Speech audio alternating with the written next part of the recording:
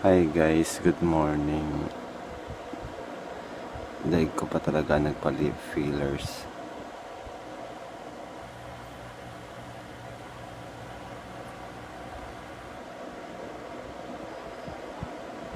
My God, grabing allergy.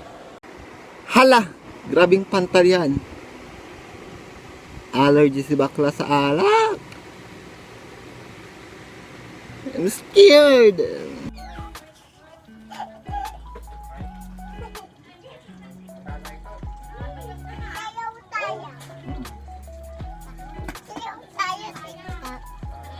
Anong TikTok pa? Anong TikTok?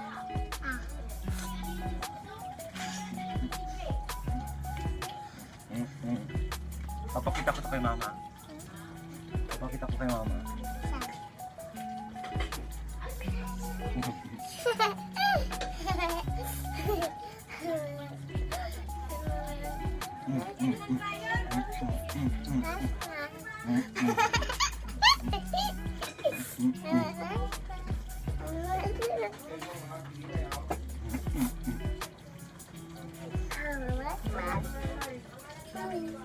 Sayo ka na iyak. Sayo ka na iyak. Kukunin ko yung pula sandali.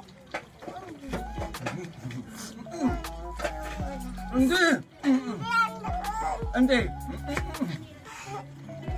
Pakyo na, pakyo. Pakyo. Tangkog.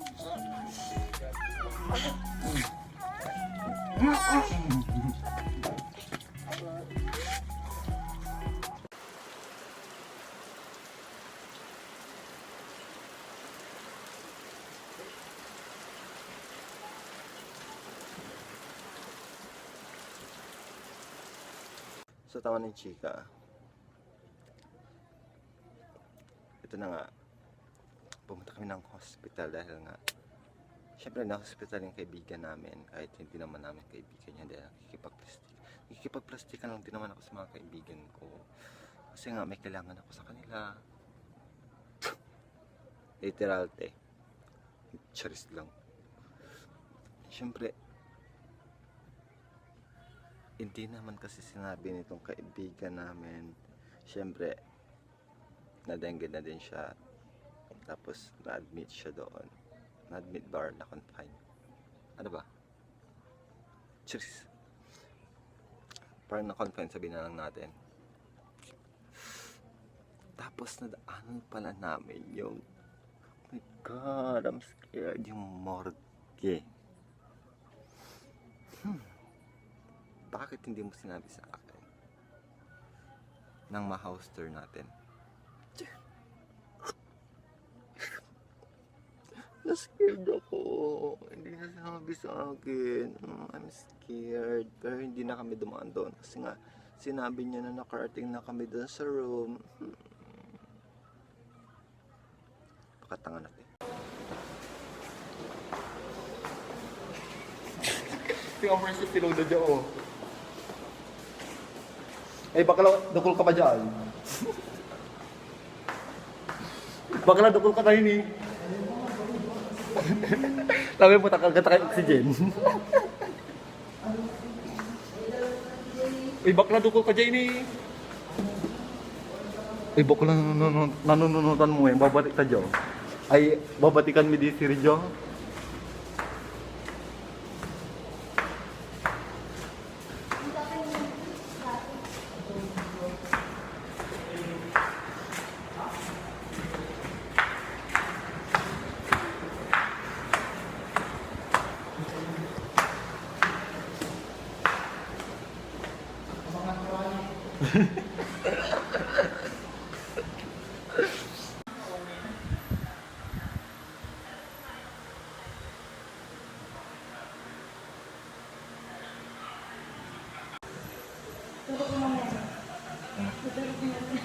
Ito. Bau mo naman, tama mo. Isang utak man.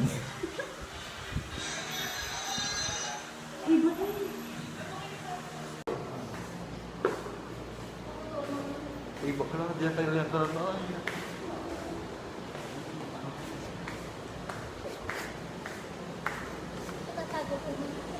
Iba ka na, no? Di man silang dala na umuhay.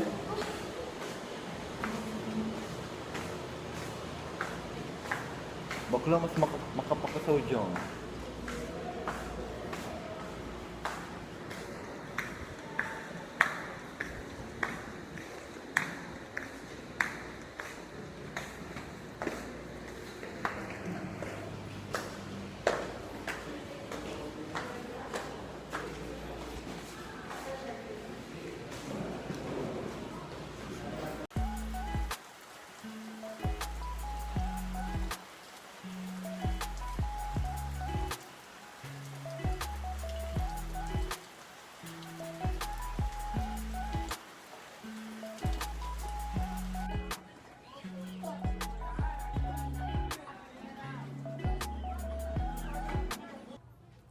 Ay. Ay. Ay.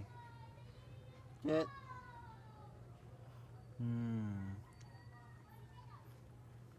Wawa naman ikaw.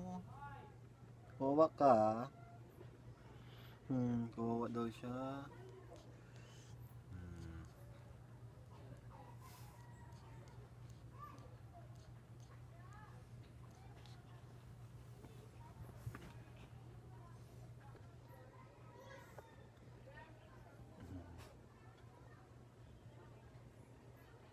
Tara. Hala, sumisilip siya sa bintana. Sino kaya sinisilip niya? Pero by the way, kidding aside. Gusto mo nag-kidding aside ka pati. Nakaka-haggard talaga magano ng mga resume, gano'n. Dahil sa Pilipinas lang talaga ang daming hinahanap, ang daming kailangan na ID, mga keme-keme. Aanhin nyo ba mga yun? Talagang sa Pilipinas talaga mahirap, sobrang hirap na bansa. Hindi ko alam, pero pagdating sa ibang bansa naman, pag alam niyo yun, kapag walang masyadong hassle, yung parang hindi sila naghahanap ng mga requirements. Ano ba yun? Kasi basta may skills ka, magaling ka sa mga like mga pumapasok sa TESDA na ngayon, madami na nag-abroad na. Pero kapag mag-abroad ka din naman dito sa Pilipinas, kailangan mo talaga ng madaming ID. Hihintay ka pa ng ilang buwan para makumpleto mo lahat ng requirements mo. Maghihintay ka pa kung kailan darating mga passport, yung mga keme-keme. Di ba? Haggard talaga sa Pinas. Kaya alis na ako dito. Punta na ako lang America. Uy, hindi.